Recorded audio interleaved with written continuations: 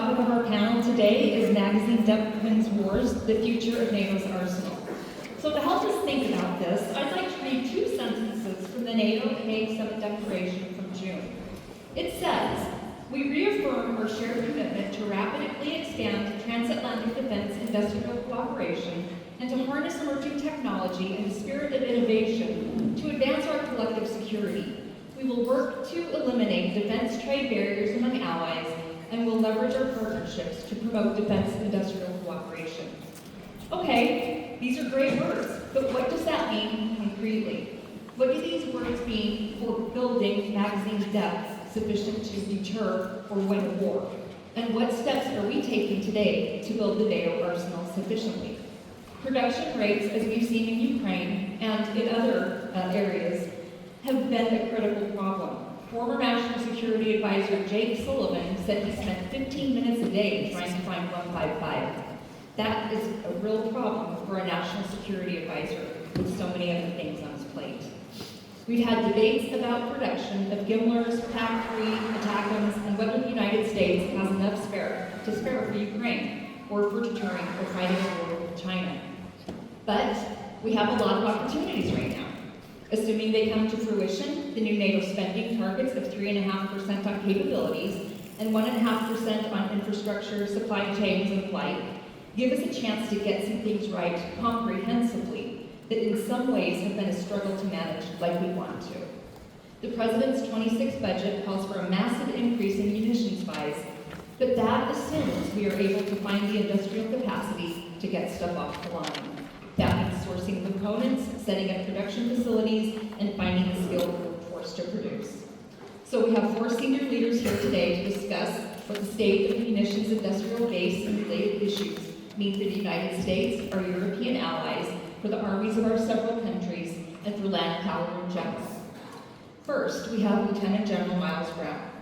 He's the Deputy Commanding General, United States Army Futures Command. Previously, he served as the 4th Chief of Staff at AFC and 3rd Commanding General of the U.S. Army Combat Capabilities Development Command. He has served in various capacities overseas in Korea, Kuwait, Iraq, Jordan, and Afghanistan, and if I counted correctly, stateside in 6 states and Washington, D.C. Next, we have General Edward Daly, retired. He served 36 years in the United States Army and retired in 2023. In his final assignment, he served as the 20th Commanding General of the U.S. Army Materiel Command. General Daly is the founder and chairman of the board of Virtus 9, an MRO company that provides logistics solutions to partners and allies with U.S. manufacturing equipment. Additionally, he is the founder of Daly Consulting Logistics and serves on several corporate boards. Next to him, we have Major General Dyess, retired. He currently holds the position of Senior Vice President, Business Development, Munitions, and Government at Zimmermann. He also served in the Army for 36 years, where he had an exceptionally distinguished career involving several operations, including in Afghanistan and Grenada. In 2021, he was inducted into the Army's Force Management Hall of Fame for his significant contributions that enhanced the practice of Army force management. And finally, at the end there, we have the Honorable Shon Manasco. He is a senior counselor at Palantir Technologies, where he provides strategic advice on global defense and commercial business matters. Before joining Palantir, he held the positions of Acting Secretary, Undersecretary of the Air Force, and Assistant Secretary for Manpower and Reserve Affairs of the Air Force. He was the Executive Vice President at the financial services firm USAA, and also held senior positions at Bank of America. Now, don't let those Air Force jobs fool you. He's an Army veteran and, like others on the panel, a graduate of West Point. So I have a lot of questions for each of them, and I'm sure you in the audience do too. Again, please write your questions on the cards legibly so I can read them, and keep questions focused so we can respond to as many as possible. Now, before that, each leader will give some opening remarks in order to frame our discussion about working towards building magazine depth. General Brown, let's start with you. Well, thanks, Melanie, and it's great to be here today. I've been in Army Futures Command since 2019, and I've only been in the Austin headquarters since 2023. So I do have a little bit of experience at the outer rim of the enterprise a little bit. What I'd love to do is take just a few minutes to talk about some of the trends that we've seen with a lot of the visits that we've had from international partners. About 12 months ago, the Army put us on the tour for when chiefs of armies come to visit the United States on a counterpart visit. They'll come to Washington, D.C., and then they come to Texas. And so I've had the opportunity to interact with quite a few land chiefs. One of the things that always comes up is, where do we spend money? We're in a position now with the 2%, 3%, 5% goals, where we have an infusion of resources. And so there's a lot of efforts that we can talk about. One is co-production, which really plays into what we're talking about today. One has to do with how we build future formations. That has a lot to do with the commander and how we're going to put the commander in a position to make good decisions. It has a lot to do with the network, which I know Shon's really excited about. We talk about quite a bit, especially as we talk about capabilities. The thing that we always say is, don't put new money against old things. General Daly, you spoke this morning about the Eastern Flank Deterrence Line. That's a big part of it, but that can't work without a network that works. And so new money after new things, new capabilities, and those capabilities being interoperable is really, really important, and that's a theme that's already come out this morning. The other one that comes up quite a bit is about force structure and how you have growth in force structure, how you build formations, and not just about equipment and how things work, the concept of operation, but how it fights in terms of concept of employment. So those are just some of the things that I think are really important, not only as we talk about magazine depth, but how our formations fight in the future. Great, thank you. General Daly. Hey, first, Melanie, thanks for moderating this panel. It's an honor to be on this panel with Miles and Shon and Bo. I wanted to also thank the AUSA team, so General Brown, Les Smith, Jack, the entire team for, this is just fantastic what you put on at Land Euro, so thanks again. And then I also wanted to thank C.E. Donahue and his team for their leadership in embracing this. As I think about it, magazine depth wins wars. It's just not a tagline, it's not an exaggeration. And as we go into the more detailed discussion on the panel, I think you'll see that, and really look forward to your questions. Eisenhower once said that you'll find it hard not to prove that in battles, campaigns, and wars, that they're won or lost primarily because of logistics. We've all heard some variation of that verbiage, and then you think about history is replete with examples of that. In 2013, Arthur Herman wrote the book Freedom's Forge, and he talked about pre-World War II conditions and efforts to really build and scale the defense industrial base complex, the democracy, or the arsenal of democracy, so to speak. And so that's why this panel discussion about NATO's arsenal and tying it to magazine depth is so important. For me, the logic map is very, very clear. Magazine depth, and when we talk about magazine depth and you look at a couple of different foundational pieces of that, materiel, weapon systems, you look at ammunition, and then you look at the sustainment piece, the repair parts, the sub-assemblies, the components that are critical to really reinforce, enable, and ensure readiness. That's a product of the defense industrial complex capabilities and capacity.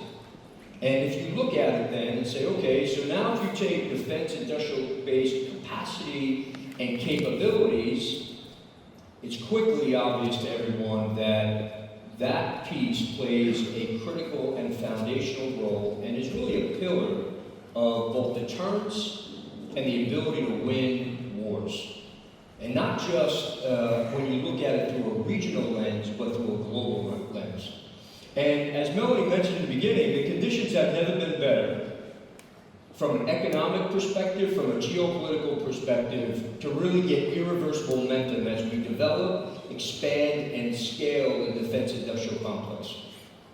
And so I would like to just give a bold, provocative vision of 2035 from a defense industrial complex perspective.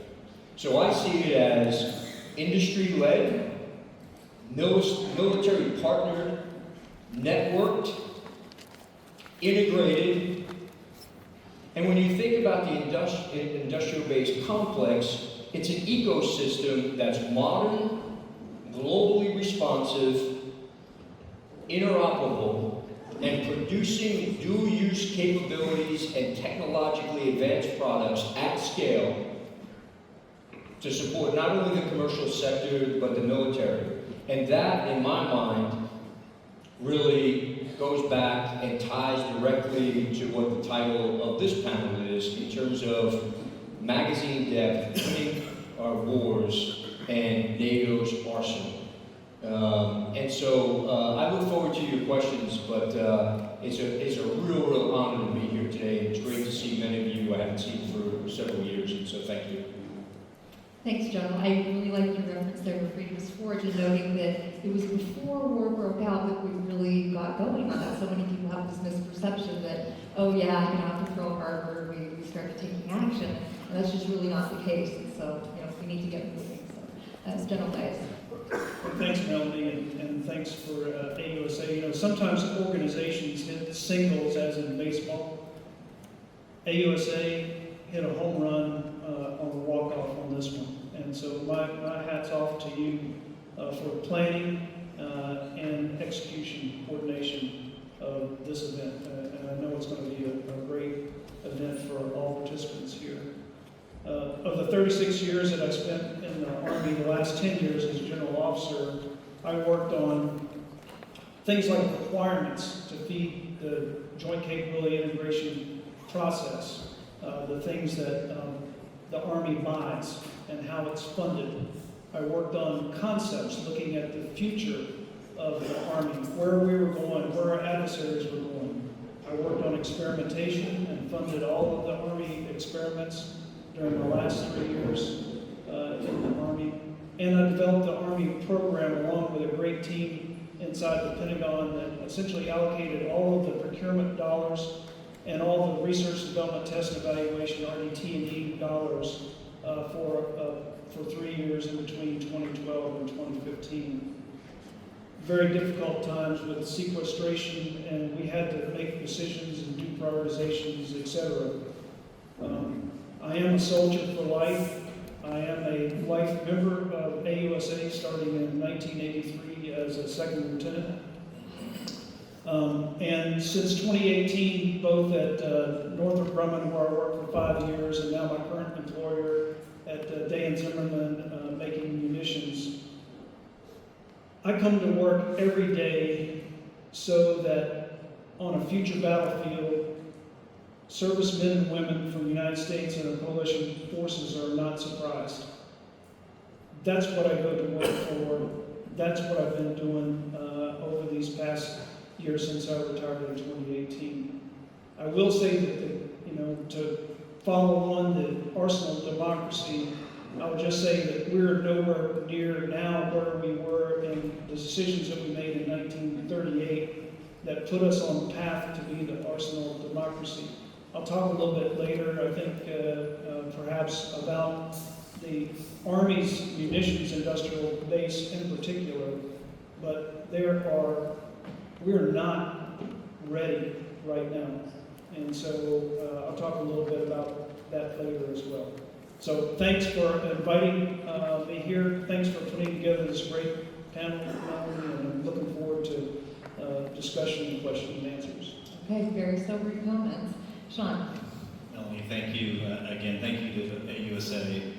I'm certainly humbled to hear along my panelist friends here. And I would just take us back to 1940. The British found themselves with less than a 30-day supply of ammunition. So think about what happens today in Ukraine. Ukraine spends more ammunition than most NATO countries can produce in a month. And so if you think about that, if we're not careful, we might find ourselves in a situation where the most expensive militaries in the world run out of munitions. and that's a very scary prospect. We built technological marvels, and we find ourselves today taking a $3 million Patriot missile and shooting down a $20,000 Shaheed drone. And we're bleeding ourselves economically dry while our adversaries are achieving tactical wins, and they're doing it on the cheap. And it doesn't have to be that way. Meanwhile, on the other side of the globe, China is producing ships like Tesla produces cars. Russians are producing munitions so fast that we can't even count them. And so sometimes for me, it feels like we're driving a Ferrari into a demolition derby. You think about that, and for my friends from other countries that don't know what a demolition derby is, please find an American and have them explain the reference, or catch me later and I'll explain it. But here's the uncomfortable truth. Modern software that can optimize Netflix for 200 million users can damn well optimize ammunition production. An AI that predicts the next show that many of us in this room will binge watch can absolutely help predict when supply chains will likely fail, and if they do so, leave soldiers defenseless.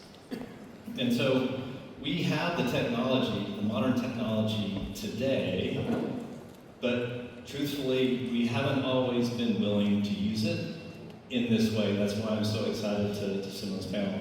So it really is a choice. And does NATO transform into the industrial powerhouse the free world needs, or becomes the world's most expensive military museum? Because pretty weapons don't win wars. Lots of ugly ones do. And we as a company, from the foxhole to the factory floor, stand ready to support it any way we can. Great, thank you. Well, General Dyess kind of anticipated a question that I had when we talked about when he goes to work every day, what he thinks about. And I have to say, I agree with that. Sometimes I'm sitting in an office and I think, I hope I'm giving these people the right information. Because I've got nieces and nephews that I love, and I want them protected if something happens. So it's a very serious enterprise that we're engaged in. But what I would like to do is give you one redirect here.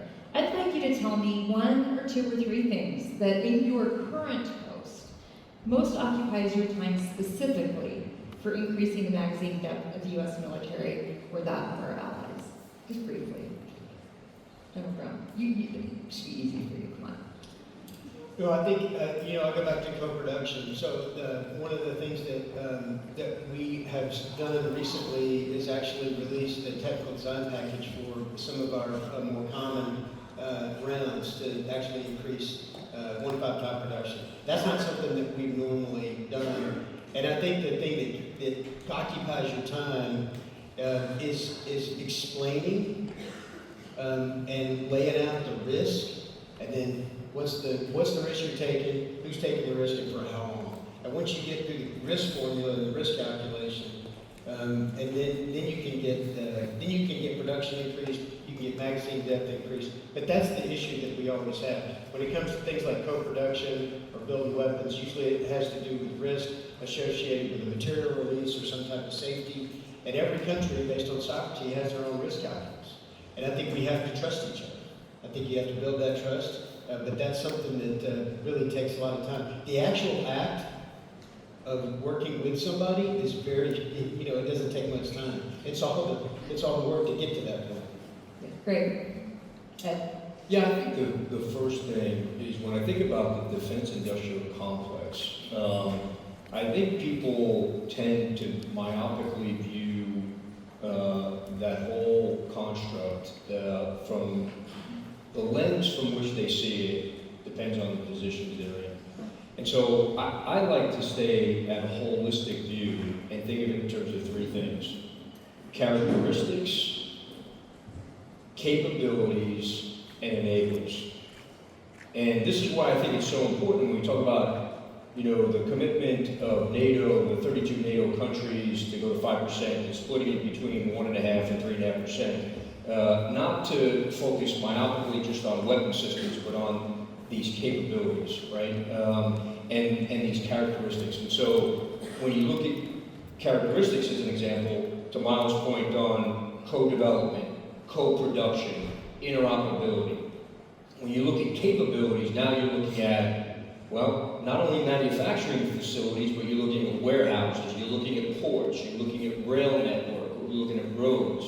And when you're looking at enablers, to Shon's point, now you're looking at AI, predictive analytics, demand forecasting, advanced manufacturing, robotics, those types of things that really, and then if you get the trifecta, now you're talking about scaling capabilities and capacities that will really enable what you're trying to achieve in terms of not only production, but then employment and deployment of those products, right? Not only regionally, but globally.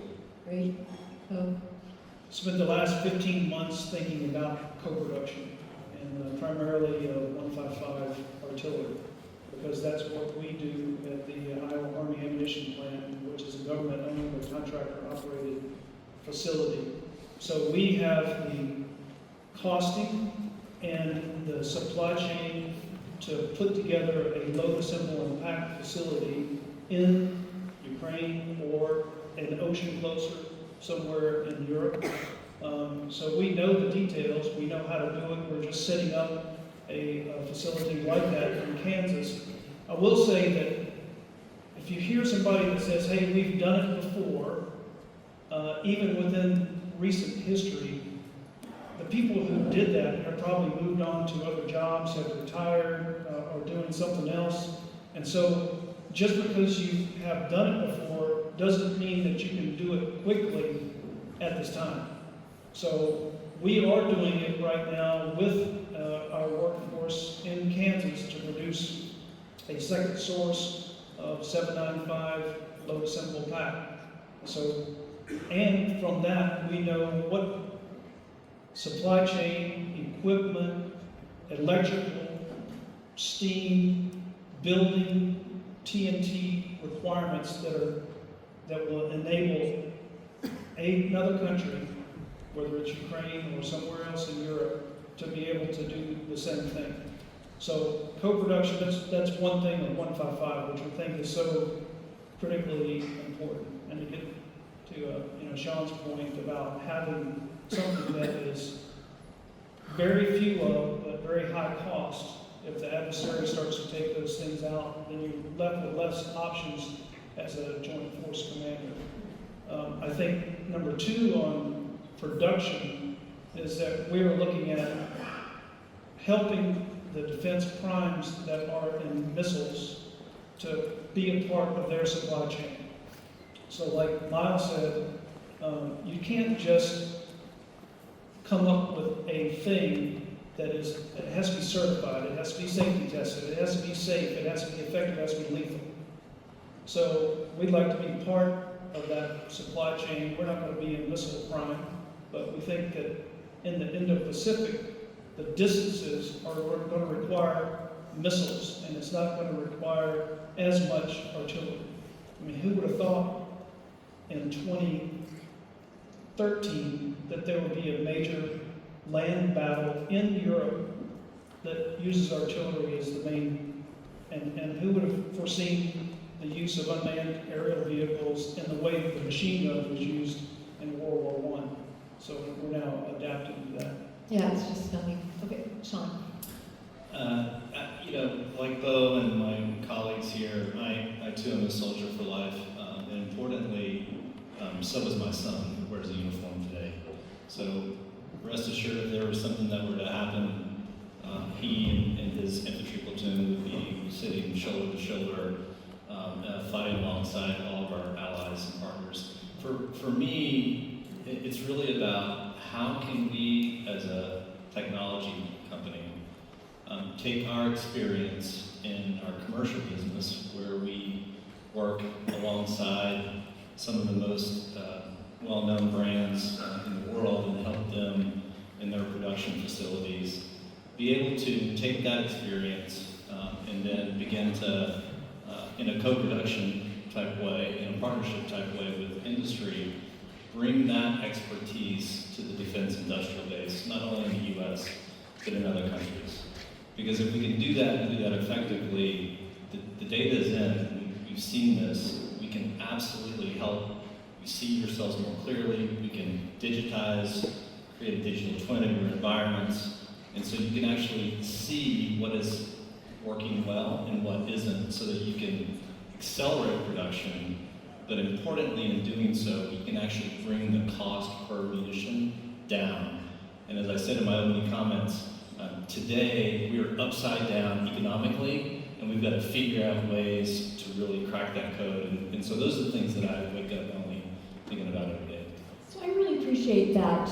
I have been watching us start to do co-production on Gilmores in Australia, and some of the challenges that have, popped up, and they've taken a lot of time to overcome. And I actually anticipated covering this topic a little bit later this morning, but since a few of you already mentioned it, could one or two of you just speak to a challenge in co-production and maybe how that has been overcome? Like, not everybody has the answer, but if someone has some thoughts about that from your experience.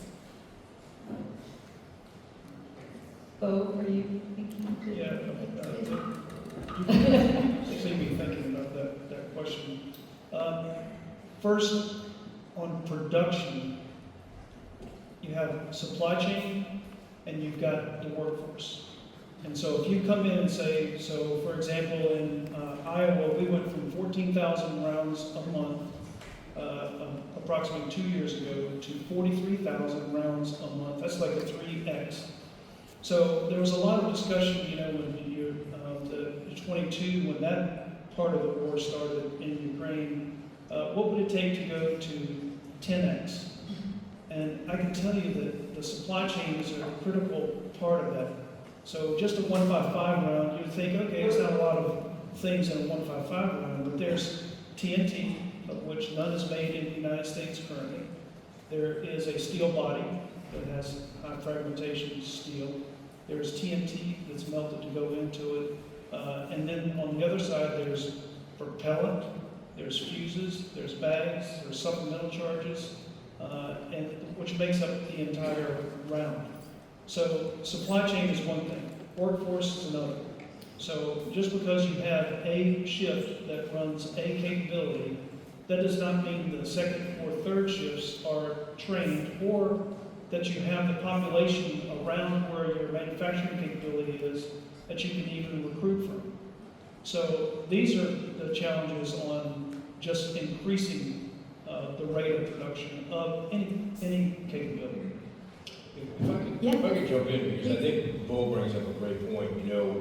If you think about the years of 2017 to 2022, prior to February of 2022, when the escalation and aggression by Russia, we knew that our production rates of 155 ammunition were really stalled at about 14,000 rounds per month. We knew that.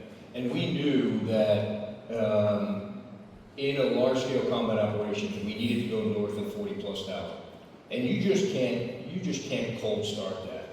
And so to Bo's point about this ecosystem of chemical precursors, raw materials, load assembly pack operations, not only from a U.S. perspective, but from a multinational perspective, from partners and allies, we could have really done things left of 2022 that would have gotten us to those levels, that magazine depth, because we were taking the demand from militaries, not just one military, but producing to that level. So we were really warm starting at something north of 40+ thousand in 2022, in February, when all of a sudden those requirements now weren't to support deterrence, that was to support combat operations.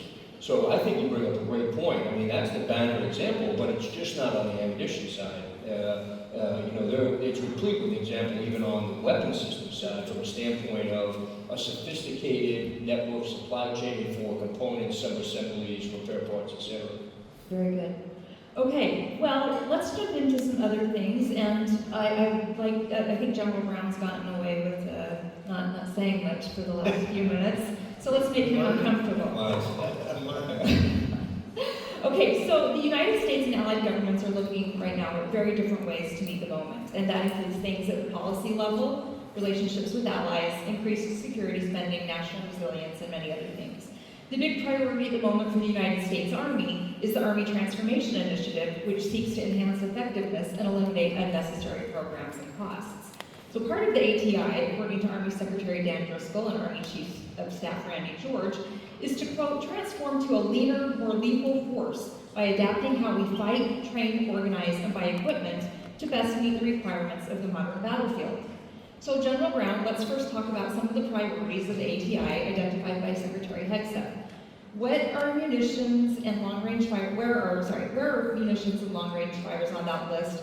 And how do you see AFC and the Army and the Joint Force getting after that? But what is the ATI going to do differently to get after that we aren't already doing right now? No, I appreciate the question. In terms of long-range fires and other unmanned systems, really, I think you have to, when you talk about long-range fires as a capability, that really has to do with national will, right? Because those are the types of things that, as General Daly said and General Dyess said, it's not something it's not a turnkey type thing. Building a long-range fires capability is you've got to stay consistent on it. When we talk about unmanned systems, as we've had this resurgence, the Secretary of Defense just in the last week has put a re-emphasis on putting this at the forefront, really autonomy and unmanned systems. And when you talk about autonomy, there's payload autonomy and platform autonomy, but then there's also mission autonomy.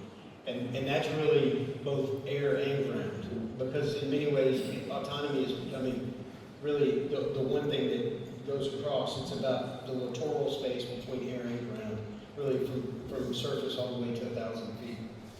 So I think that I also think it's a good opportunity for me to talk a little bit about what ATI means to us in the Army as we talk about training and doctrine command and Army Futures Command, really coming together, standing those two commands down, and then standing up the Army Transformation and Training Command by 1 October this year with a fully operational capable by summer of 2026. The first thing that we need to do for this command is to realize that we're not, quote unquote, bringing the family back together. We're building a 21st century command, which is data-centric, which is collaborative, which is lean, which is agile, which is adaptive.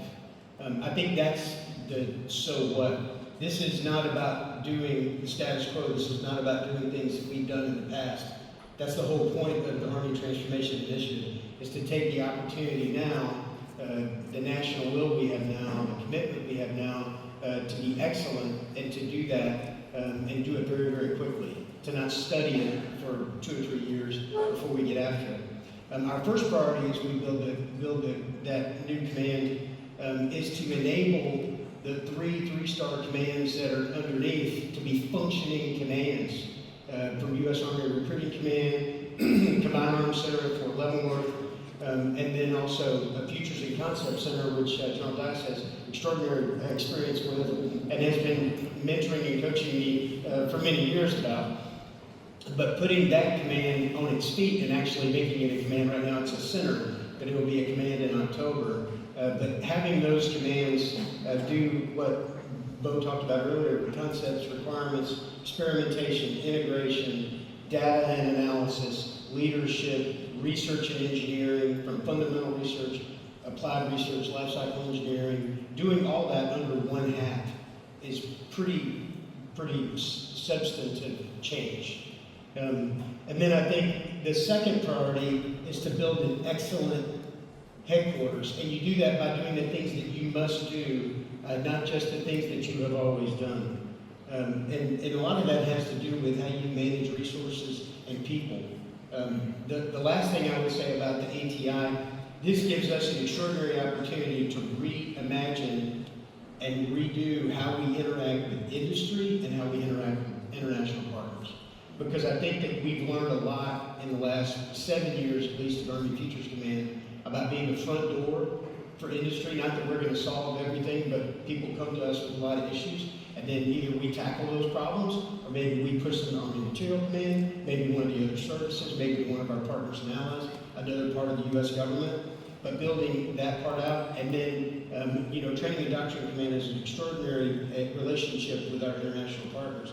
How do we take all of that that's already there and make it excellent and continue to do the things that are working, and then maybe see some opportunities? That's an excellent answer. Ding, ding, ding. You hit the magic word, which was adaptation. That's in our prompt, and it's where I am heading at this very moment. Hey, Melanie, I'd like to jump in. Oh, yeah, go ahead. Just briefly here, because General Donahue mentioned it this morning as being interoperable within the members of NATO is so important.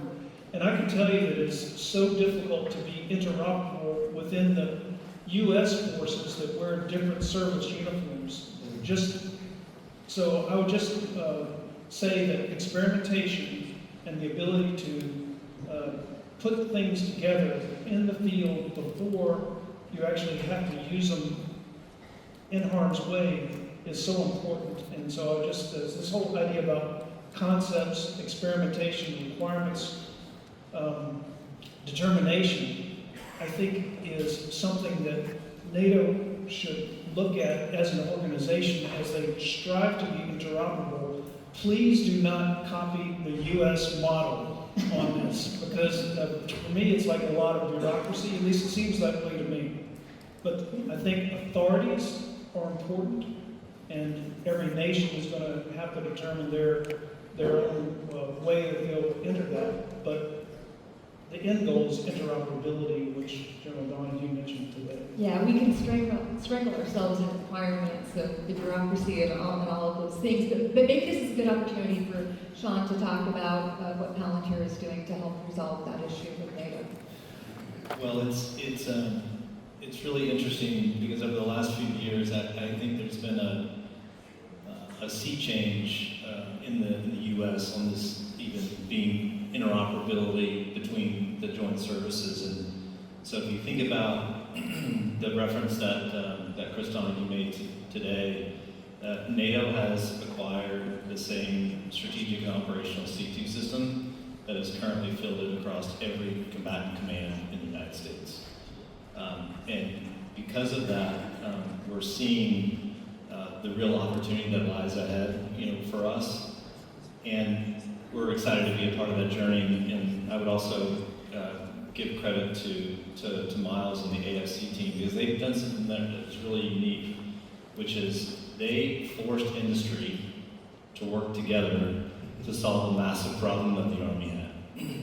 And I think you can replicate that in other countries. And what it forced us to do as industry is to set aside our competitive interest, if you will, and figure out where truly are we complementary and how do we exploit that. As it turns out, we're actually more complementary than we are competitive in a lot of situations.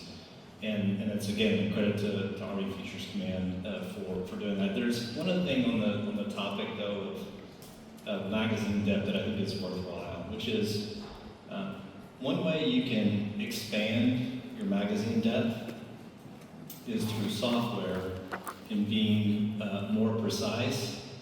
And when you do expend a munition, that it actually hits the target that you intend. And so the more we can leverage software to make sure every round counts, that will also allow us to extend our depth, and not to take the pressure off of industry to produce more munitions, but for us in uniform to actually be better at what we do and leverage tools that are known to work today and field those systems. Innovation is great. You should innovate where you must. And I love this idea, Miles, of spending good money on the right things. We should not, in the collective defense of Europe, I don't believe we should chase new ideas that have already been solved by others. We should adapt and adopt as many of those as possible. Can I Yeah. jump in? Shon, I think you bring up several great points. So one thing I think is clear. I mean, if we look at the process map, CD was very, very deliberate in the areas of interoperability, General Donahue, in terms of where he wanted to go. and getting NATO / partners and allies aligned on that. And you know, we got to be careful about thinking that interoperability is this panacea and we go after everything. We got to go after the highest outcome-driven effects. And so I think the roadmap is clear. The second thing I think that's hugely important, and Shon, you alluded to it, is that business, then, the corporate sector, right, industry needs to take that lead and work co-development and strategies, right, to develop relationships in support of the militaries, right? The military can't lead that, and I think that's critical. So I love that you brought that up because if we follow that process map, we'll get a lot more mileage in the long run. So if you are a military in Europe and you want to work with the United States on something, what do you do? How should you go about that?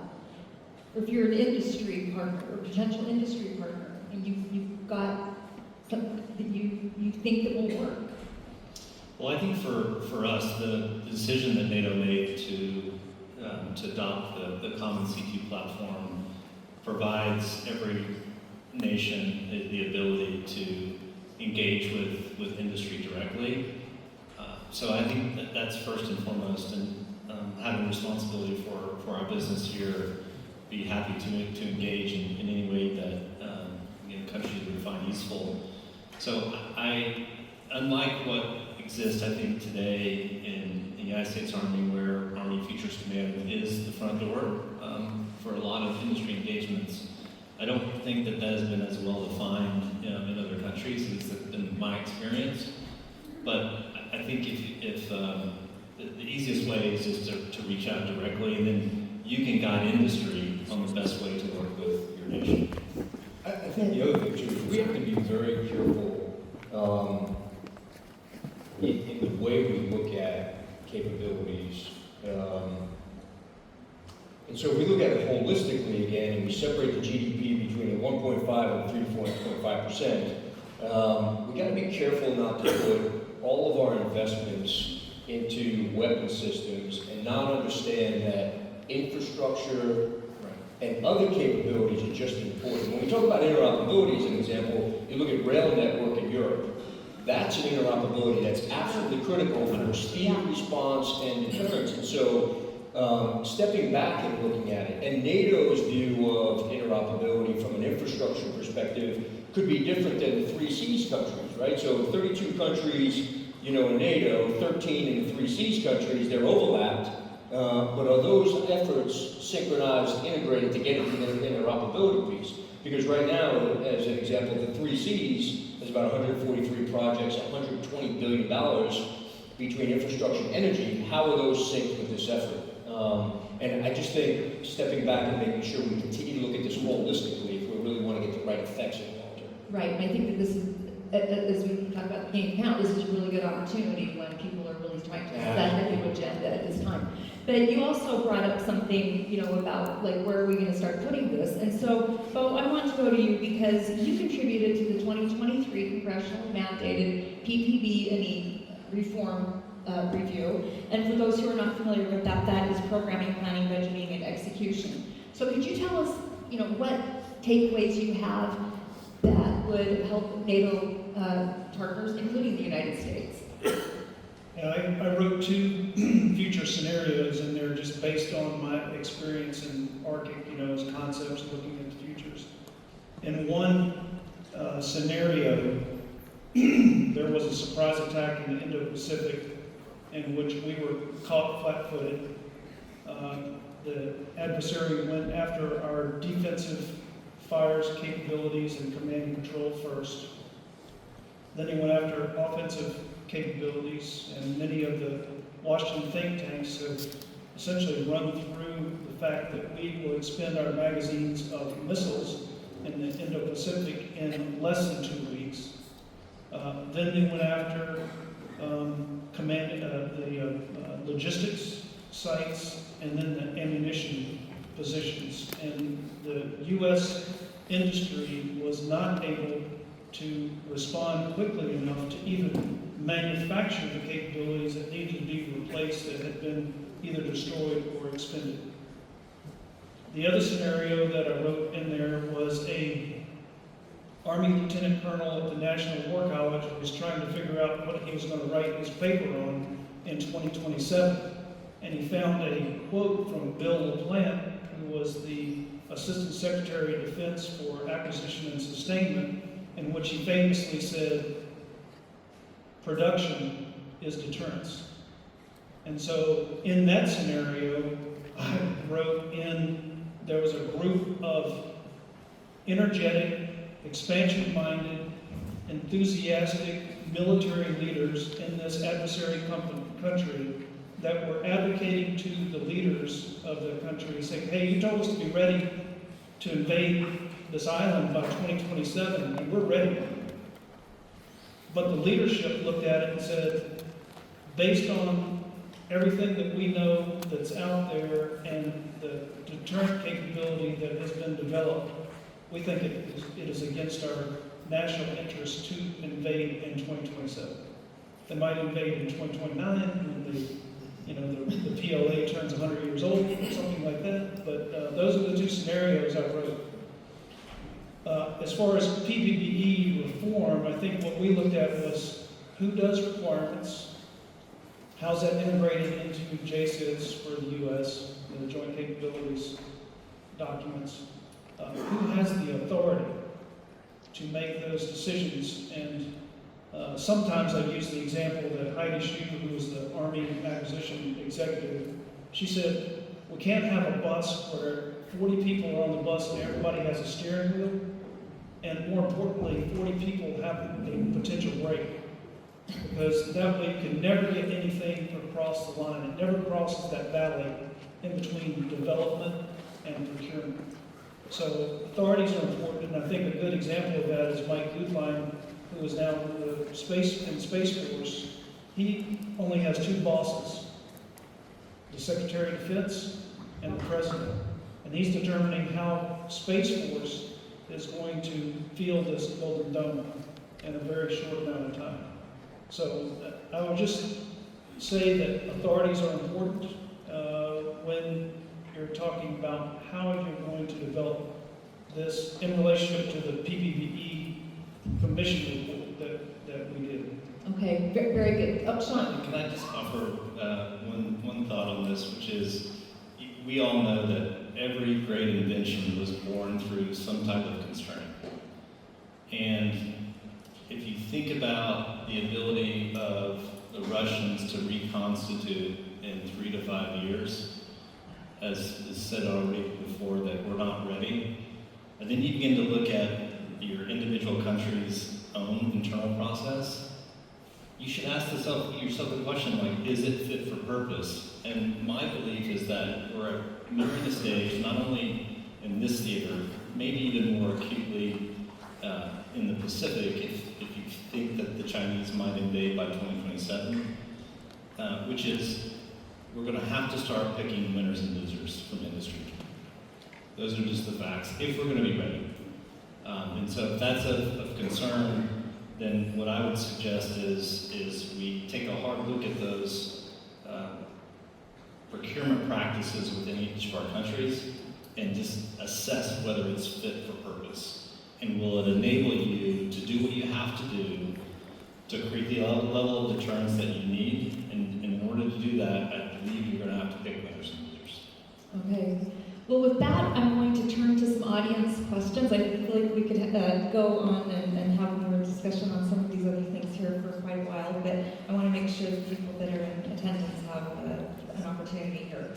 So this is for anybody, but I suspect that maybe General Brown or General Daly might try to answer this first. How willing or how hard are companies willing to release proprietary information to engage in co-production? So, You want me to take it? yeah, this is something. Yeah. Look, I'm sympathetic. You can also ask the question, what about the government, right? So I think it's a fantastic question. First I think you have to categorize what tech data is prior, who has the IP rights. As you know, there's some dual held IP, there's government-held IP, there's OEM-held IP. And so first is to figure out the category you're in. And so I think it goes back to what Bo mentioned in terms of authorities. And look, everybody's okay with complexity. Where I have a problem is with bureaucracy. And it goes back to people earlier today who were mentioning about this trust. I think we have to be more open in terms of release of tech data, intellectual property. And so I think this is why businesses, US, NATO, partners and allies, but private companies can get after solutions quicker. And then for specific government-held IP, you can go through the right processes for technical assistance agreements and for release of the IP. But there's open field running, there's low-hanging fruit, and I think on the corporate sector, the industry side, there's a propensity to do so because everybody sees the opportunity that both it can be a win-win-win. A win for the military, a win for the international company, and a win for the U.S. in the process. Shon, do you agree with that? I do. I think Ed has this right. I think we're going to need to really push on this, quite a bit. I don't see it as much today. I think we're starting to make some progress in this, but I think it's forcing the industry again to work alongside one another to understand where those bright lines are. That's where governments should lean on us to figure that out and hold us to account to do that. And then with respect to the government what they will release, I think that's something we're going to have to continue to kind of edge into and work our way through. It's doable for sure, but again, if you use time as a constraint, you can use that to force having to make those tough calls. Yeah, I do think also that there's certain IP that's going to be held and not going to be released. Right. We know that. But there's a lot. Can I stop and ask you, do you think the government holds too much? Is it too slow to change? I think all governments want to preserve certain IP that reduces their perceived risk. So I think in that case, but I would pivot and say there's areas where there aren't controls in IP, where there's real open field running, real tailwinds right now, on legacy systems as an example. And so I would switch it in terms of not just TDP, tech data packages and intellectual property, but also talk about the fact that there is some reform, I think, required on ITAR compliance that I think is a little bit too restrictive. But there's legacy systems right now that IP should be released on. I'd like to jump in on a related thing. Sure. So, FMF, it's on every PEO's list of things to do, but it's way down at the bottom. So the prioritization is always, hey, we're going to get this thing, whatever it is, made and fielded on our schedule to U.S. forces. The ability and the benefit of having this capability also being sold overseas is, there's so much benefit to it. But it's so far down on the priority list that it almost never, at least from my perspective, and the things that I have seen, never gets touched. And I would say if there's international partners and allies out here, there are certain things that have to be foreign military sales, and then there are other systems, subcomponents, repair parts, etc., that can be direct commercial sales. And quite frankly, that relieves the pressure on the U.S., right? Because you're not burdening the U.S. supply system, the U.S. foreign military sales process. But there's a lack of understanding, I think, holistically, I think globally, on having to hit the default button, which is foreign military sales. So I think that's the first piece. Everybody's used to do a letter request, an LOR, put it in the queue. That's not necessarily the right path on legacy systems and things that are not controlled by the foreign military sales policy and regulations. General Brown. I just wanted to, on the R&D side, we have gotten a lot better about CRADIS, so cooperative research and development agreements.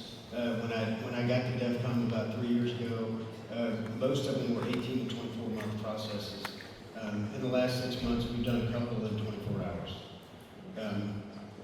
Some of that's getting new lawyers, I guess. But just kidding. Small joke. It really is important, like, to move fast. Because CRADAs don't change. There's no money changing hands. And it's not just CRADAs, but it's test support agreements. It's actually collateral events, like what we did with Next Generation C2.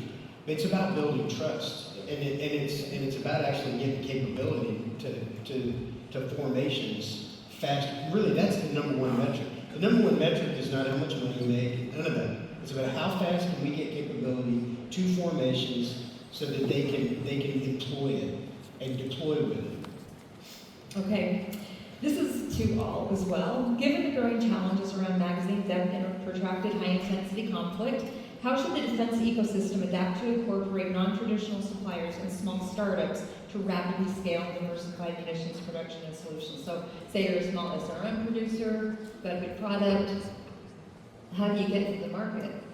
How do you get the attention of the government? I mean, I could answer that. I mean, I just started a startup, an MRO solutions company that supports foreign militaries that have U.S. manufactured equipment. And I think there's real open field running. Because one, you can support original equipment manufacturers. 2, you can deliver readiness. 3, you can relieve the pressure on the U.S. military supply system and the foreign military sales processes, DSC, Defense Security Cooperation, and all the complexities and processes associated with it. So I would say that that is really a necessity to deliver readiness, and especially on legacy systems. There's real opportunity there because, foreign militaries that have U.S. manufactured equipment, they really just need readiness and sustainment effects. And so that's why I think there's open field running. I think COVID exposed some cracks in both the supply chain and workforce. And so the small companies that were making things like cabling became a critical supply constraint on things like satellites or command and control systems. Before I discovered that, it was like not intuitively obvious that a small thing like that would have an outsized effect on something. And some of those were small mom and pop businesses in the U.S. that had to shut down during that time frame. I think the opportunity is there. I mean, I think I mentioned before, we would like to be part of that supply chain. But there is testing that has to occur. It must be safe. It must be lethal. And so 2027 or 2020, I mean, we're already, the Army program is already way past that. It's like, and I think one of the challenges, just slightly to diverge, is the ability to look at this current year, like publicly traded companies, they have their quarterlies, and they tend to look at that in depth and spend a lot of energy on it, as they probably should, but the ability to look over the horizon and then what investments you're going to make to get your company there, to make those things that are going to be required by the government. I think that's where the real work comes in, and there's a risk to it as well. Sure, on both sides. Yeah. These companies are dependent on funding, and they can't wait a really long time, and those sorts of things. But the Army's got to know that the supplies can be there, so it's very complicated and not something that should be brushed off. Yeah, I think the way the DoD, the U.S. Department of Defense working capital fund is setting up is failing. And the reason why I say that is very, very, a very precise word, failing in my mind, is because there has to be less constraints on those working capital funds to buy longer, right? To buy out into the future, to give predictability using the analysis and demand forecasting that Shon talked about, because now you have longer term contracts for some of these smaller companies that don't have to run month to month and have this ebb and flow of demand. Buying when you need 1, 2, or 5, buying 150 over the next 10 years, knowing you have demand analysis that shows that there's mean time between failure and there's going to be a requirement to drive readiness will help. And I think there's a huge required reform that has to occur in the Department of Defense Working Capital. Okay, this is for all, but maybe General Brown can take this and we'll put some more pressure on him with ATI. How are we addressing the fact that many of our smart munitions require rare earth materials that are currently sourced from potential adversaries, like China? And you know what, I'm going to go to a question that I posed because people are going to know the answer now. But Govini, and I know there's people from Govini here. They recently reported that of Tier 1 suppliers to the United States Defense Industrial Base, 37% are American. And I had. Does anyone want to guess what country is the next biggest Tier 1 supplier? That's China. Our allies combined to make 35%, but China's the next single biggest country. And just over 11% of the Tier 1 suppliers to the missile defense enterprise are Chinese firms. So we have a real problem there. And it isn't to say that we have to entirely decouple, and for certain reasons that would be prohibitive and also may be a big strain on relations. But there's certainly a real challenge there that has got to be overcome, and we're seeing this in all sorts of ways. I mean, I've seen Poland and Czech Republic and some other countries are starting to source nitrocellulose and other things that they just can't get outside of China. Like, they're really struggling. So they're making big purchases themselves. But what are we going to do about this? Well, what I would tell you is that we are finding companies now. First of all, the amount of private equity associated with defense-only businesses, not just large, but startups, small, people with ideas, everyone, is just tremendous. This is really a game changer.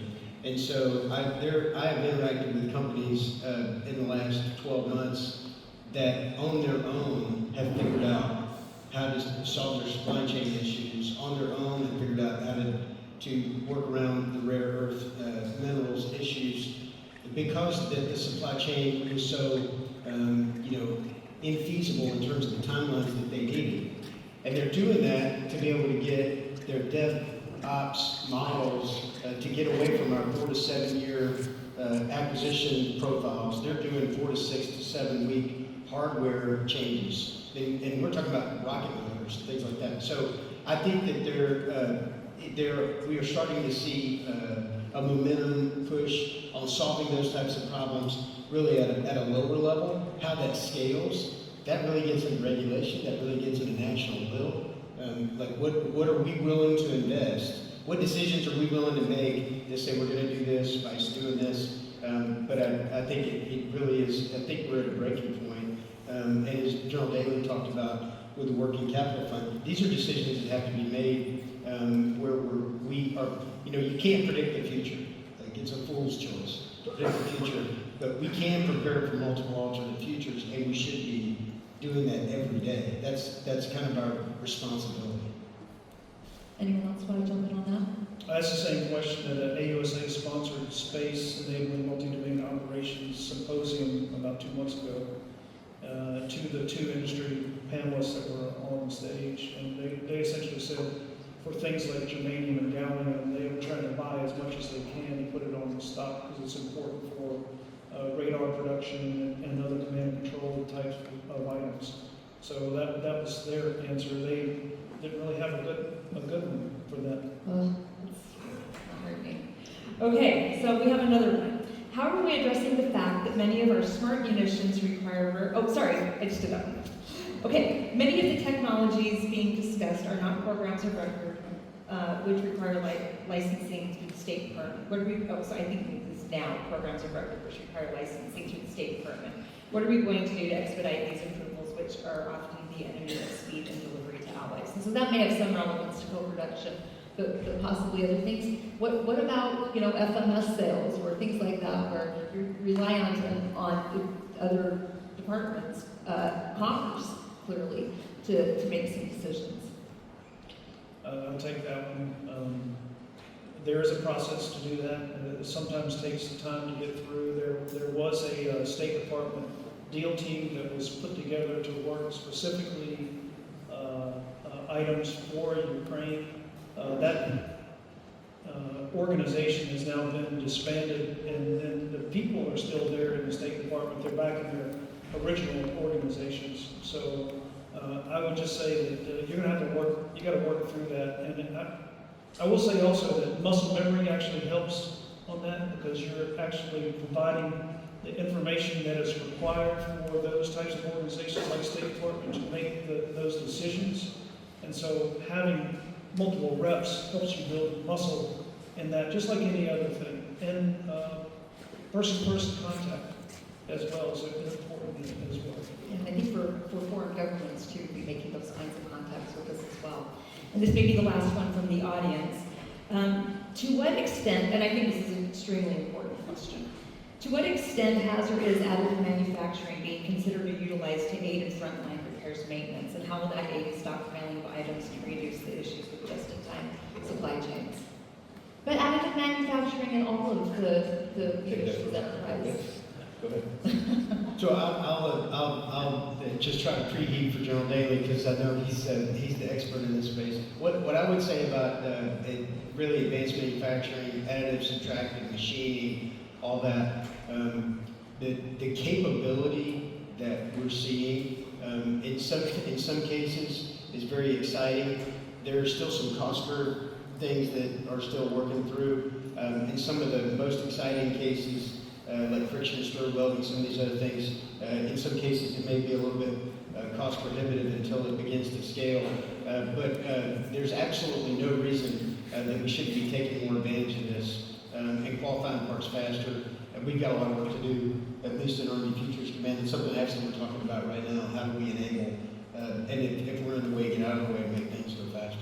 Yeah, and part of DTI is, right to repair, and, Absolutely. bring those costs down, and giving people who are capable the tools to do that. Yeah, I would just agree with what Miles said. The Secretary of Defense, the Secretary of the Army, the Chief of Staff of the Army has talked about this advanced manufacturing capability closer to the tactical edge. And I think Miles hit it, right? When you talk advanced, you're talking additive, you're talking subtractive, you're talking about a digital thread, a data repository, not only for the U.S., but used by partners and allies. And I think the big thing is that there are a couple of key obstacles that I know are being looked at. Configuration managers in the PEO shops, there's an aversion to that to some extent because of the risk, right? Making sure whether it's airworthiness or compliance, et cetera, you talked about that. I think pulling that together and really taking a little bit more risk. I love what Army Material Command has done in terms of identifying readiness drivers that are affecting readiness in U.S. forces right now, looking at those repair parts and running them through to see if they can be produced at Rock Island and JMTC, and then delivering those and really, the take on command really assuming the risk to some extent based on some battlefield calculus. So I think that there are strides more than ever before, but we really got to put it into full gear to really capitalize and leverage advanced manufacturing. There are companies like Divergent, as an example, in doing Formula One race car, volume for new production. It's really impressive. Yeah, Shon. Melanie, I'm very excited about what this capability will bring, but I also wouldn't overlook the fact that many of us operate the same equipment. And so how can we take advantage of the spare parts that do exist, where we could, if we were able to see ourselves collectively more clearly, then we could cross-level some of those parts. And that's where I think, back to CD's point this morning, like that's a data problem and an access problem that we could easily solve to help alleviate some of the downtime that some of our equipment faces because of availability of parts within our own ecosystem. Okay, any last thoughts? Before we're holding people from lunch, so. Well, I think I can speak on behalf of the panel and say we are extremely grateful for our hosts here. It is really gratifying to be in Germany at this event. I am so happy that USA put this together. When I heard about this a few months ago, I thought, oh, that sounds so great, and I couldn't believe my luck that I got asked to come. So, and I just want to reiterate, we are so pleased to be working with our very enthusiastic and serious and capable allies. We are really happy to be playing on the same team together right now. So with that, thanks to AUSA and to the panel and to you. I'm off to lunch.